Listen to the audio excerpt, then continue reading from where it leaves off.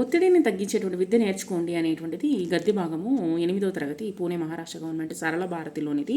దీంట్లో ఉన్నటువంటి ప్రశ్నలు మనం చూడబోతున్నాము. ఇక్కడ ఇచ్చినటువంటి ప్రశ్నల ఆధారంగా వినండి, సంభాషించండిలో నీకు ఏ విషయాల్లో చిరాకు కలుగుతుంది, చిరాకు కలిగినప్పుడు నీ మనసు ఏ విధంగా ఉంటుంది, ఒత్తిడి ఎప్పుడెప్పుడు కలుగుతుంది అనేటువంటి ప్రశ్నలకు మనము సమాధానాలు చూద్దాము. ఇక్కడ ఒత్తిడిని తగ్గించుకునేటువంటి విద్య నేర్చుకోవాలి అనేటువంటి లెసను. నీకు ఏ విషయాల్లో చిరాకు కలుగుతుంది? నాకు ఎవరైనా సొంత డబ్బా కొట్టుకోవడము, అంటే మన గురించి మనమే గొప్పలు చెప్పుకోవడము, అతిగా ప్రశ్నలు అడగడము, ప్రశ్నలు అడుగుతూనే ఉంటారనమాట. అలాంటి వాళ్ళు సమయం పాలన లేకపోవడము, కరెక్ట్ అయితేకి సమయాన్ని పాటించకపోవడము, మధ్యలో మాట్లాడడం, ఎవరైనా మాట్లాడుతున్నప్పుడు మధ్యలో మాట్లాడము, తప్పుడు ప్రచారాలు, శుభ్రత లేకపోవడము, శుభ్రంగా ఉండకపోవడము, ఇలాంటి విషయాల్లో మనకు చిరాకు అనేటువంటిది కలుగుతుంది.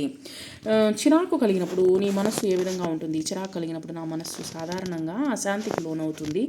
ఏ పని చేయాలనిపించదు. మనసు ఒక చోట కుదురుగా ఉండదు. చిన్న విషయానికి కూడా పెద్దగా స్పందించడము లేదా ఎదుటి వానిపై కోపం అనేటువంటి చూపించడం జరుగుతుంది. ఎందుకు ఇలా జరుగుతుంది అని పదే పదే అతిగా ఆలోచించడం వలన మనసుకు భారంగా ఉంటుంది. మార్చుకుంటామన్నమాట. ఒత్తిడి ఎప్పుడెప్పుడు కలుగుతుంది? శారీరకంగా మరియు మానసికంగా ఒత్తిడి కలిగినప్పుడు మన శరీరంలో కొన్ని మార్పులు కలుగుతాయి.